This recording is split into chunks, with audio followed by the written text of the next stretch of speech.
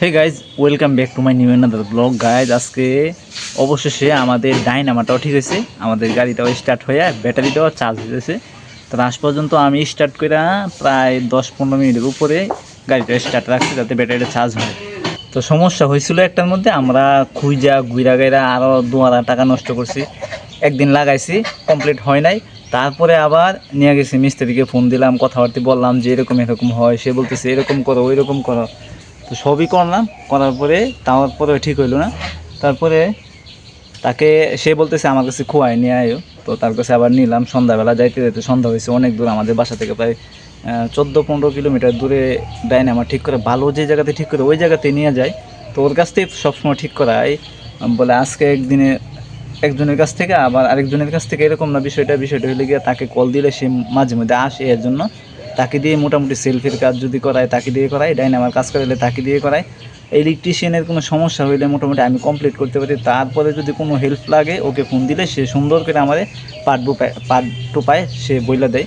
তো লাস্ট পর্যন্ত আজকেও লাগানোর পরে সমস্যা ঠিকই রইলো।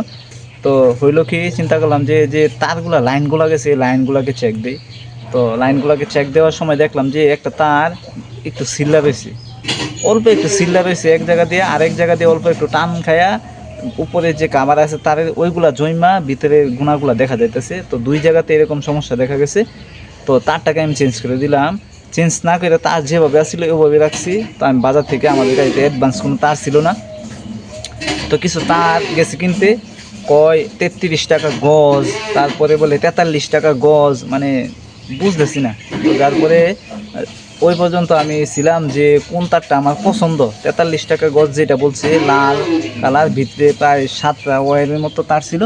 তো ওইটাকে আমি নিলাম প্রায় 5 গজ। তো 200 টাকা, 205 টাকা, 43 টাকা বলছে, আমি 42 টাকা করে কিনা।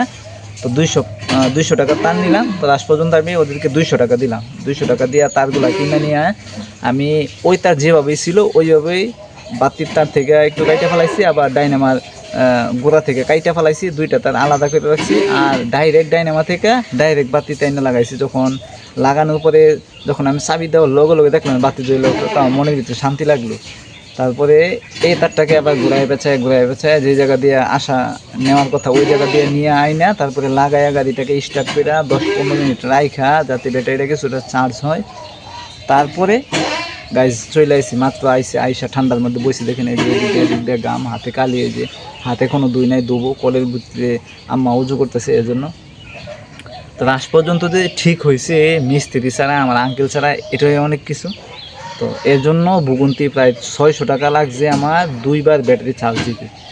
তো 5 ব্যাটারি আমাদের এলাকাতে যে গাড়ি চালায় মিশুক অথবা অটো, ওই সমস্ত গাড়িগুলো 5 ব্যাটারি চার্জ দেয় 150 টাকা দিয়ে। আর আমার থেকে 2 ব্যাটারি 300 টাকা নিচ্ছে। তো দুইখান থেকে 2বার চার্জ দিলাম, এক জায়গা থেকে না।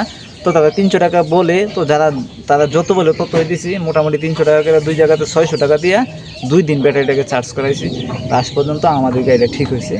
তো ওই জায়গাতে যদি কাজ না করি অন্য জায়গাতে আমরা শিফটিং করবো গাড়িটা। আঙ্কেল আইলে, তো আঙ্কেল জানি কবে আসে, 2 দিনে ছুটিতে গেছে, যে দিনে আসে ওই দিনে আমরা গাড়িটাকে অন্য জায়গাতে নিয়ে শিফটিং করে গাড়িটাকে চালাবো। তো আমি যে কাজ করি না কেন আমি আপনাদের সামনে শেয়ার করবো। অনেক কষ্টের করে গাছ ঠিক হয়েছে, এদিক দিয়ে ওদিক দিয়ে কাম মাঝখান দিয়ে। আমি কিন্তু ওইখানে গেলে দেখাইছিলাম কালো ময়লা একটা পোশাক পরি, ওই জামাটা ভিতরে জামাটা থাকে, এটা ভিজা গাইমা একবারে লোতা হয়ে গেছিলো।